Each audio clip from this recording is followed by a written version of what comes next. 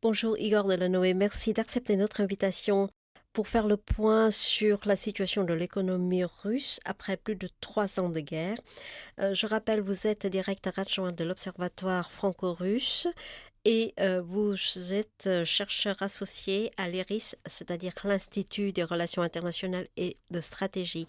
Ma première question, on entend et on lit beaucoup de choses contradictoires sur l'état de l'économie russe. Qu'en est-il en réalité? Alors, l'économie russe a terminé l'année 2024 sur une croissance qui est un peu supérieure à 4%. Le FMI reste pour l'instant sur une évaluation à 3,8. Rostat, la statistique officielle russe, et la Banque centrale ont confirmé 4,1%. Bon, on est donc autour de 4%, ce qui est pas mal vu quand même les conditions dans lesquelles se trouve l'économie russe.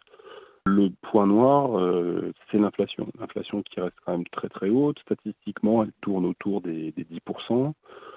Suivant les produits que l'on prend en considération, les produits de la vie courante, évidemment, les prix peuvent même monter bien au-delà, en fonction de si vous considérez le prix des œufs, le prix des patates, enfin, le prix des biens de consommation courante et des aliments assez basiques en réalité. Donc, évidemment que ça reste très problématique. Le taux de la Banque centrale de Russie reste inchangé à 21 ou 22%.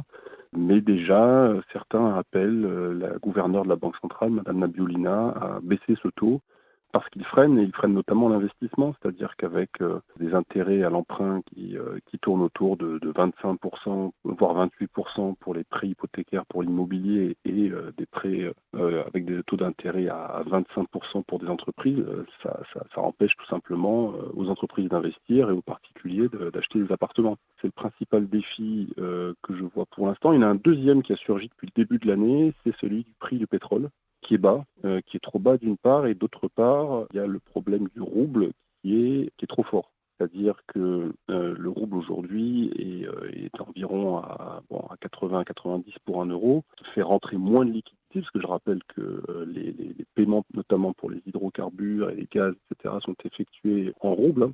Si vous avez un rouble qui est trop fort, vous rentrez moins de liquidités, puisque dans le budget qui porte sur le budget de cette année, qui avait été élaboré à l'automne dernier, eh bien, l'hypothèse de base pour le prix du pétrole, c'était 69 dollars pour un baril. Et aujourd'hui, on est bien en dessous, puisqu'on est, je crois de mémoire, un petit peu au-dessus de 60, ce qui fait que donc, il y a un déficit. Et donc, pas plus tard que la semaine dernière, le gouvernement russe a revu la copie du budget, l'a adapté donc au fil de l'eau, avec cette fois-ci un baril qui est plutôt coté dans la programmation budgétaire à 56 dollars, donc nettement en dessous. Et avec un baril à 56 dollars, ils arrivent à un déficit qui devrait représenter 1,7% du PIB. Donc, pour les standards européens, ça paraît parfaitement maîtrisé. Si vous voulez 1,7% du PIB, je pense qu'il y a beaucoup de pays européens qui rêveraient d'avoir 1,7% de PIB de déficit. Mais pour la Russie, c'est un déficit qui est parfaitement assumable. Mais voilà les trois principaux points noirs, si vous voulez, que je vois D'accord. pour l'économie russe. L'économie résiste plutôt bien malgré toutes les sanctions occidentales. Alors, quelle est la recette pour Moscou pour maintenir son économie à flot, comme vous venez de le dire? Alors, il y a eu une préparation en amont, deux, la mise en place de circuits pour les importations parallèles et de systèmes de contournement des sanctions, et trois, des investissements massifs de l'État en investissement public, donc dans l'économie russe. Alors, préparation en amont, très rapidement, depuis 2014, et les premiers soubresauts de la crise ukrainienne avec l'annexion de la Crimée, les Russes, le gouvernement russe a entrepris, a mis en chantier toute une série d'outils souverains liés à son économie, c'est-à-dire des systèmes de cartes bancaires russes et pas Visa ou Mastercard, c'est-à-dire sous contrôle occidental. Des systèmes de paiement interbancaires, là aussi, qui fonctionnent avec des solutions nationales.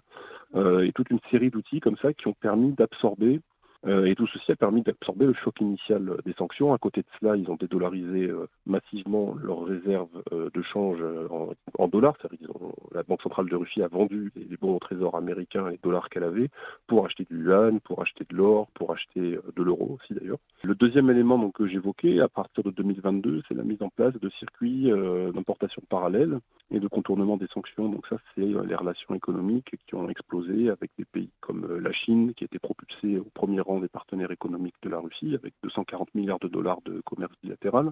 L'Inde, c'est surtout les circuits pour les exportations de pétrole, de brut sous sanctions. et de charbon, qui est devenu le deuxième partenaire économique de la Russie. La Turquie, évidemment, qui est un hub pour les céréales, un partenaire économique majeur, le troisième partenaire économique de la Russie. Et puis d'autres pays qui sont montés très haut aussi, et plus petits, hein, comme l'Arménie ou les Émirats arabes unis, qui sont devenus là aussi des plateformes tournantes et des hubs et des lieux de relocalisation pour des entreprises russes ou des filiales d'entreprises russes, afin de pouvoir continuer de commercer avec le reste du monde. Donc ça a été la mise en place de ces circuits. Et puis le troisième point que j'évoquais, c'est l'injection massive de capitaux publics dans l'économie russe. Ça, c'est principalement lié à la mobilisation de l'économie pour les besoins du front et de la guerre. Une de dire que l'économie russe n'est pas une économie de guerre, mais que c'est une économie qui est mobilisée, ce qui n'est pas tout à fait pareil. Tout, si vous voulez, politiquement, tout l'enjeu pour le gouvernement, c'est entretenir la double réalité, c'est-à-dire la réalité qui est celle de la guerre depuis le 24 février 2022, et avec tous les besoins que cela suppose en hommes, en industrie, etc.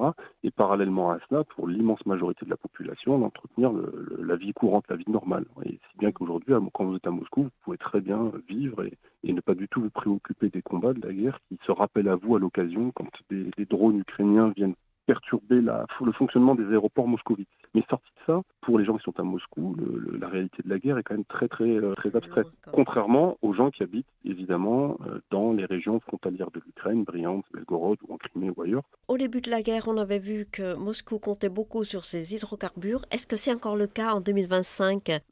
Les exportations pétrogazières représentent toujours une manne importante. Enfin, on avait calculé, je crois, suivant différentes sources, mais qu'en gros, en 2023 et 2024, ce que la Russie retirait de bénéfices des exportations pétrogazières lui permettait de couvrir une grande partie du budget de la guerre en réalité. Sachant que depuis, il y a aussi des réformes fiscales qui ont fait rentrer un peu plus d'argent dans les caisses de l'État, et encore là de manière relativement raisonnable, et n'ont pas augmenté les impôts de manière, je dirais, disproportionnée. Donc le pétrole et le gaz continuent effectivement de constituer une importante source de revenus, mais à côté de ça, il y a d'autres sources de revenus, les exportations liées au complexe agroalimentaire et à l'agriculture, les fertilisants aussi, c'est très important, qui sont aussi évidemment des sources de revenus et des leviers d'influence d'ailleurs aussi à travers le monde et en Afrique notamment. Alors, on a vu que les sanctions occidentales ont poussé ou n'ont pas du tout empêché la Russie à développer d'autres partenariats économiques avec d'autres pays dans le monde. Qu'en est-il?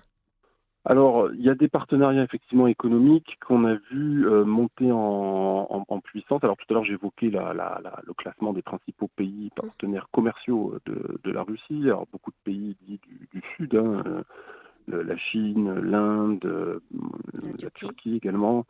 Et puis des pays qu'on surveillait depuis longtemps parce qu'on voyait leur part augmenter dans le commerce extérieur de la Russie assez rapidement, comme les Émirats arabes unis dans le Golfe également. Puis on a vu des pays d'espace post-soviétique remonter très haut en raison de la réorganisation des circuits du commerce. Donc tout à l'heure, je parlais de l'Arménie.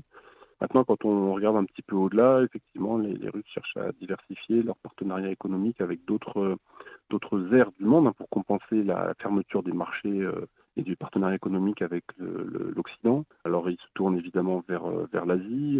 On voit un partenariat, par exemple, monter en puissance avec l'Indonésie, ce qui est assez intéressant, qui a rejoint les BRICS récemment. On a vu également des liens reprendre, je dirais, sur une pente ascendante avec le Vietnam aussi.